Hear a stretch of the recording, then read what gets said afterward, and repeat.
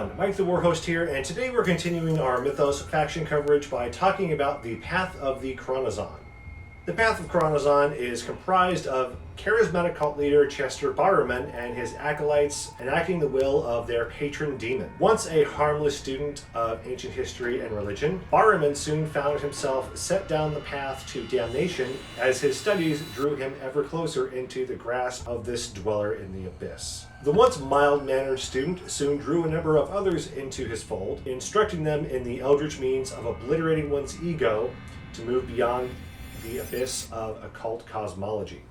Now fully within the thrall of Chronozon, his faithful cult stands ready to enact its will in the Shadow War. If you want to learn more about the lore of the Path of Chronozon, you can find a brief overview currently available on the Mythos website. A link will be in the description below. The Path of Chronozon faction box contains the following models adding up to 100 points and providing 11 myth points. Chester Barreman, Lydia Heron, Edward Carter, Jane Carter, John Talbot, and the spawn of Chronozon. Before we start talking about the various units in the faction box, there are a few points that need to be discussed. The Path of Chronozon faction has some additional mechanics that need to be considered before using them in the game. The first is that none of the human units in the faction have madness thresholds. This is because the cultist position is determined by Chester. When he's in his ready state, all of the cultists are automatically flipped to altered. And when Chester flips to altered, based on the number of wounds he's taken, all the cultists flip to ready. This balancing act will be important to consider and master while playing this faction. The second mechanic the path has is the blood ritual. When flipped to ready, all human units have a myth ability called Empower Ritual. Using this power allows the player to move the ritual progress forward, which will give you specific buffs that last throughout the game. These buffs include healing friendly cultists when they inflict bleed on an enemy, increasing bleed damage, and ultimately a +2 bonus to all attacks when using God Shard. Now that we have the important parts out of the way, let's talk about the available models for the faction. Chester Barreman is your faction leader and thus will also have an additional action point to use when activating. An important note is that Chester is the hardiest unit in the faction with a total of 24 wounds. His Crushing Grasp melee attack can apply fatigue, and his Chaotic Bolt ranged attack has a 10-inch range and can apply burn. Fork in the Path is a once per game ability that will force all enemy models with bleed to take 2 wounds. Possession lets him grant vigor to a friendly model within 8 inches, and Empower Ritual moves the ritual counter up by 1. Chanting gives Chester a +1 bonus to arcane attacks when he's within 8 inches of another cultist. And Mental Strain forces him to spend an additional myth point for every arcane attack after the first. Fragility of Possession forces Chester and everyone else to flip their cards when he takes 4, 8, 12, 16, or 20 wounds. His altered card actually contains the stats for Chronozon itself. Currently, this is the only unit in the game that switches between 2 characters when going between ready and altered. Chronozon gets an impressive stat boost as well as a small buff to Chaotic Bolt attacks and a new melee attack called Claws of Shadow that can apply paralyzed. God Shard gives a +1 bonus to all combat, ranged, and arcane attacks for that activation. Chronozon also causes fear thanks to Abomination. A Demon's Greed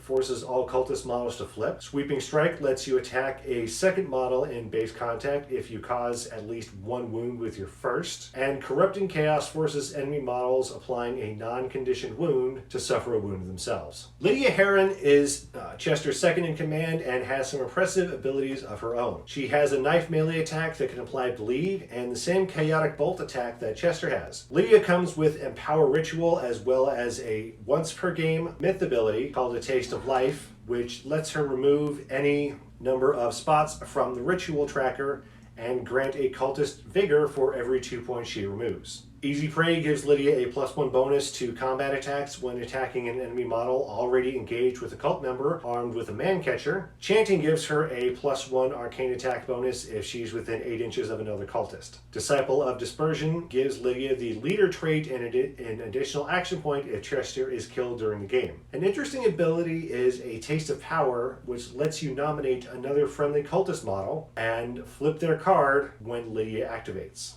Her altered side is largely the same, but there are a few important differences to note. She loses her 2 myth abilities and instead gains Ascension, giving her a +1 bonus to all attacks until the end of the turn. Easy Prey functions almost the same, aside from granting a +2 combat attack bonus if the enemy is affected by Snatch and Grab. Everything else is the same as her ready state. Edward Carter and John Talbot are some of the rank-and-file cultists who will function as one of your frontline brawlers. They have no ranged attacks, but have a man-catcher that can apply paralyzed. Snatch and Grab is a myth ability that can be used to drag enemy models around when used. If the opposing player chooses not to move, they instead gain the bleed condition and miss out on disengaging strikes. The mark model has the option to try passing a single combat defense test to remove the mark. If they fail, however, the affected model gets 3 wounds. Hold at Bay lets Edward and John reroll both dice for a single attack or test that turn while engaged with an enemy model, and Man-Catcher gives enemy models a -1 penalty to combat defense rolls. Their altered side is exactly the same, aside from gaining the God Shard myth ability and a point to their wound stat. Elizabeth Talbot and Jane Carter are additional frontline units, though a bit less effective than Edward Carter. Their meat hook can apply bleed, and they do have the Empower Ritual myth ability. Easy Prey gives them a bonus to combat attacks made against an enemy model with a Man-Catcher. Their altered side trades Empower Ritual for God Shard. They lose Easy Prey and gain a point to their wound stat. The spawn of Chronozon is the faction's big beastie unit and is surprisingly mobile. It comes with a Claws of Shadow melee attack that can apply paralyzed and an 8-inch range chaotic bolt that can apply burn. It also comes with a myth ability called One with the Shadows,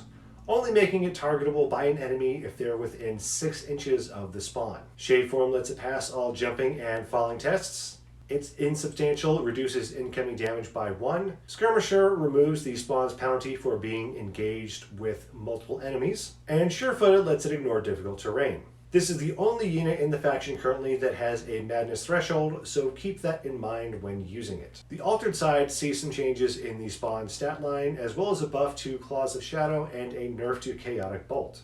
It also loses Shade Form and Insubstantial, making it a bit less tanky once it flips. Skirmisher and Surefooted, however, stay. The Path of Chronozon is going to be one of the more difficult factions to play, as juggling between ready and altered for everyone will take some work. Lydia can be used to keep some people ready, which can be particularly useful if you're trying to get some progress on the blood ritual. Much like the Wildborn, a good tactic to keep in mind is timing the use of Fork in the Path to inflict maximum damage to your opponent. Fortunately, you have lots of access to bleed with this faction, so this can be done rather easily. Another key tactic is going to involve making the most out of Snatch and Grab to pull enemy models where you need them to go, whether that's out of combat or far enough away from other models that aura effects will no longer apply, or just simply off of an objective.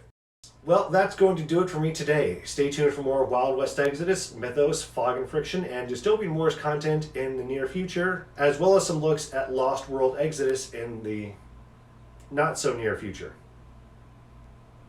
Maybe. At some point. Please? Alright, take care everyone.